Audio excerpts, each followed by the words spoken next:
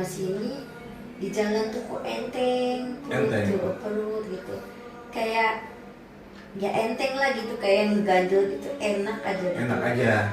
Dan itu kan 2 minggu yang lalu ya? Iya, kemarin boro-boro bisa secepat gini lah paling tidak. Terus juga udah berobat-berobat juga secara alternatif ya, dengan Kalau acupressure. menurut dokter ortopedi mah harus pasang apa?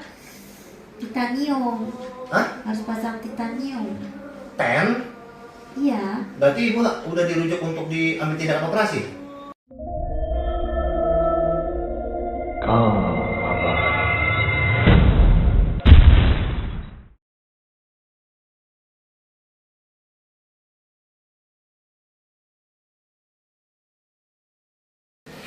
Oke, kita lihat. Angkat. Ya. Boleh tanya kan? Boleh. Itu kan di hasil MRI saya, dan saya yang bukan lihat fotonya juga.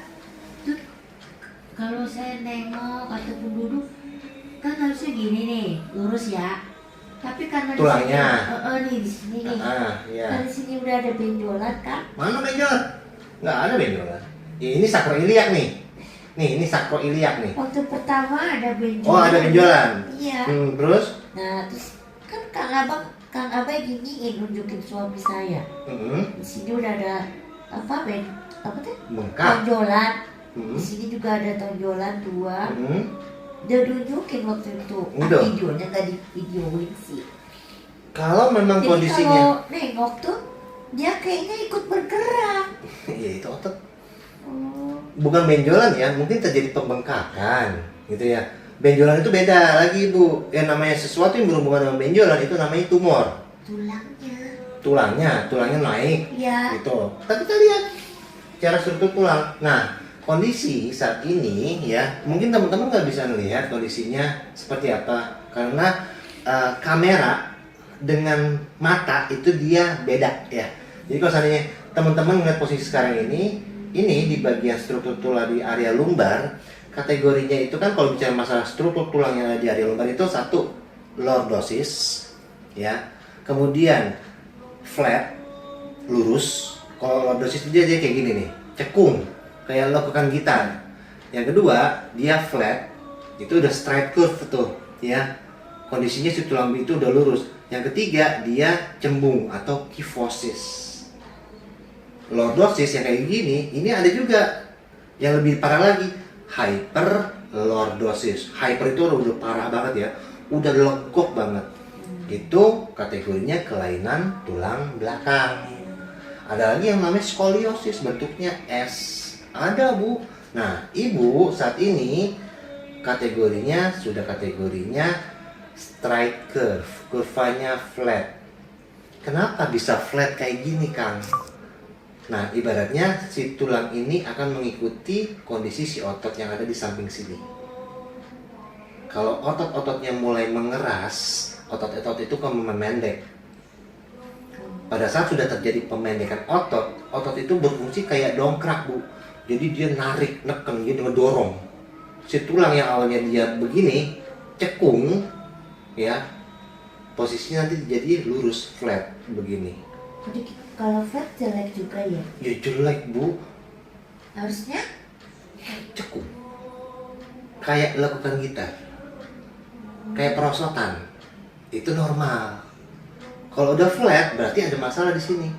Salah satu bagian udah mengeras, udah memendek, bersin batuk. Ya Allah, sakit banget. Ya. Bungkuk udah pasti. Posisi ibu duduk lama mau diri nggak bisa langsung tegak. Itu bahaya. Ya, kita lihat nanti. Belum. Nggak ada masalah kalau ini ya. Tapi di bagian oblik, ini otot-otot perut samping ya teman-teman ya. Tapi ntar kita coba alurnya dari sini, dari sisi gluteus dulu. Nah, dari sisi gluteus ada gluteus maximus, gluteus medius, dan gluteus minimus. Kita coba raba, kita lihat permasalahannya. Masuk ke bagian gluteus nih, medius nih. Nih di sini. Tuh. Ya, ini medius teman-teman. Jadi posisinya di atasnya tulang femur ya. Di sini dia ada. Namanya gluteus medius sama gluteus minimus. Dia langsung berhubungan ke jaringan sisi oblik. Nih. Moga-moga banyak kasus-kasus nih gini, banyak kasus-kasus yang memang dibilang saraf kejepit tapi ternyata permasalahannya hanya sebatas di bagian otot perut samping atau di bagian eksternal atau internal oblik. Otot-otot ini mengeras, diusap begini, ya Allah itu kelojotan. Kayak kayak di sayat pisau, perih, nyeri gitu ya. Waktu pertama sebelah kanan dicolek doang. Dicolek doang. Udah teriak. Teriak gitu ya. Mungkin teman-teman yang nggak merasakan mungkin ini doang terlalu berlebihan gitu. Enggak, beneran. Pasien-pasien Kang Abai kalau udah bicara masalah jaringan otot perut, ya Allah itu sakit banget. Mau diusap begini atau digaruk itu sakit banget ya. Ya moga-moga teman-teman nggak merasakan itu ya. Jangan sampai deh. Oke. Nih di bagian otot-otot eksternal oblik dia mengeras. Jalannya bisa miring loh teman-teman. Nih. Nih. Ya.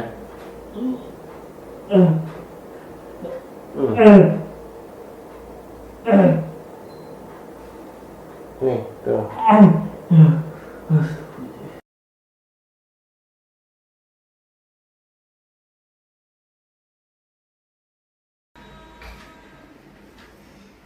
Nih, kita lihat di sini di longissimus thoracic dan ilia costalis ini aman.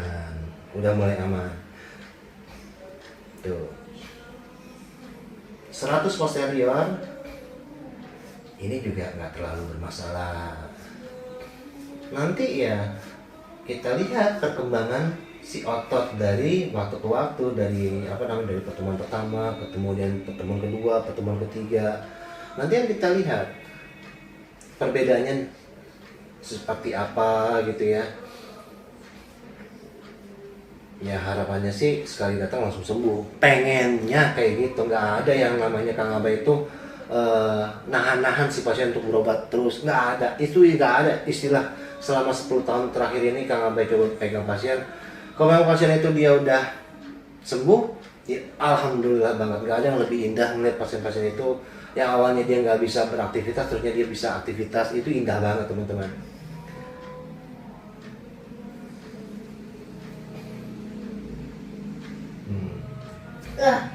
Tuh.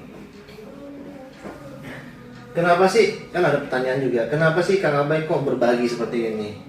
Karena kalau dibilang harta yang melimpah kita berikan ke orang lain itu bisa habis teman-teman. Tapi kalau seandainya ilmu yang bermanfaat itu nggak akan pernah habis-habis. Mungkin entah di tahun 2050 saat Kang Abai udah meninggal gitu ya. Mungkin teman-teman lagi ngeliat video Kang Abai saat ini nih, ya. Tapi padahal mungkin Kang Abai udah nggak ada gitu ya. Tapi video Kang Abai terus ada. Insya Allah itu terus ngebantu teman-teman semua ya. Nih di bagian sisi sini kita lihat tuh, tuh gitu. Ya di bagian sisi gluteus dia masih kaku. Efek pada saat si otot itu kaku ya, diurut itu rasanya perih ya. Otot-otot perut nih ya, kalau memang kalian kaku diurut itu perih. Jadi salah satu indikator pada saat si otot itu kaku diurut itu perih. Mau di bagian manapun juga akan terasa perih. Kita masuk ke bagian sisi kanan. Udah sakit terus perih. Perih. Itu baru kaku Bu. belum meradang, belum bengkak. Ya mungkin kemarin. Belum memendek. Kemarin. Nih, ini Bu nih, sisi kanan di bagian longissimus thoracic sama ilia costalis. Makanya kasusnya saya bilang kemarin ada permasalahan di sini tapi belum parah. Kalau misalnya dari skala 1 sampai skala 10 mungkin kasusnya Ibu udah 7 gitu ya. Mendekati. Yang pertama iya. Iya, pertama gitu ya. Tapi kan nanti kan makin lama makin menurun gitu kualitasnya. Nih, di sini nih. Iya itu di sini. sakit. Iya sakit. Ntar juga ada animasi yang Kang Abai kasih tahu, karena posisinya nih video Kang Abai taruh di dinding ya, Kang Abai nggak bisa pindah-pindahin teman-teman, jadinya mungkin nggak kelihatan ya dari angle sebelah sini nih gitu. Atau mungkin ibu mau pindah posisinya ke sini, palanya sini Oke. biar nanti ketahuan. Dari ini ada 2 kamera teman-teman, kamera satu kameranya ibu, yang satu lagi kamera saya. Posisi ibu di sini biar nanti ketahuan penyakitnya, karena kondisinya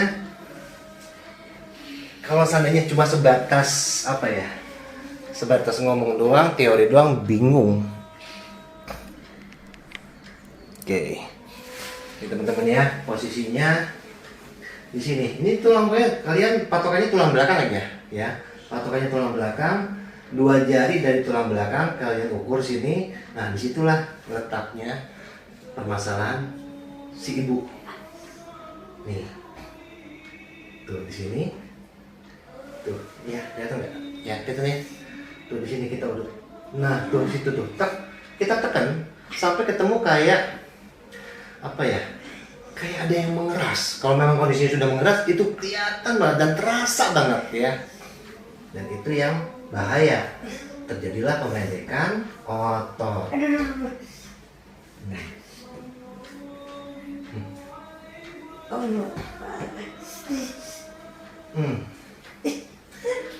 yang ibu rasakan sakit ini di bagian 100 posterior, mengarah ke bagian skapula ya, ke bagian belikat gitu ya. Efeknya nafas kalian yang dihajar. Bukan jantung, bukan, tapi saat kalian nafas itu kayak nyeri banget. Ini kasusnya banyak kejadian seperti ini di bagian 100 posterior. Nih, di sini nih. Allah, benar.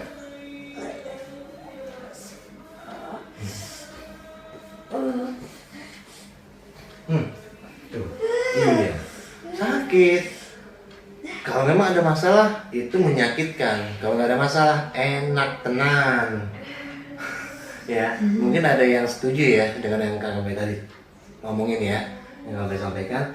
Kalau kalian nggak merasakan sakit berlebihan, pegal doang, ini enak banget loh di sini. Karena, aduh, jadi kayak relax gitu ya. Tapi kalau udah ada permasalahan, sakitnya ampun-ampunan tuh. Ya, tuh di sini. Nyeri. Tuh. Settingan, acting, ya Allah, yang ngomong itu acting, moga-moga beraknya berak darah gitu ya. Ini pasien beneran teman-teman, ya, bukan pasien settingan. Sakit itu memang sakit-sakit beneran. Siapa yang mau sakit? Ibaratnya kita nyumpain diri sendiri, ya enggak lah. Nggak ada istilah pasien-pasien settingan tuh nggak ada di Kang Abai. Semuanya pasien-pasien memang bermasalah semua dan sudah divonis sama dokter ya. Nih, tuh, tak di sini. Di bagian longissimus thoracic dan iliac costalis lumborus. Versi Kang Abai di sini permasalahan pasien sakitnya. Tapi pada saat kalian mungkin berobat ke dokter syaraf, dibilangnya lagi-lagi tulang belakang yang disalahin ya. Itu adalah kebebasan berpendapat. Kang Abai nggak mengatakan mereka salah dan Kang Abai sendiri nggak mengatakan kalau Kang Abai itu benar gitu ya. Posisinya berdasarkan yang Kang Abai periksa, disitulah permasalahan yang Kang Abai temuin ya. Bebas-bebas aja.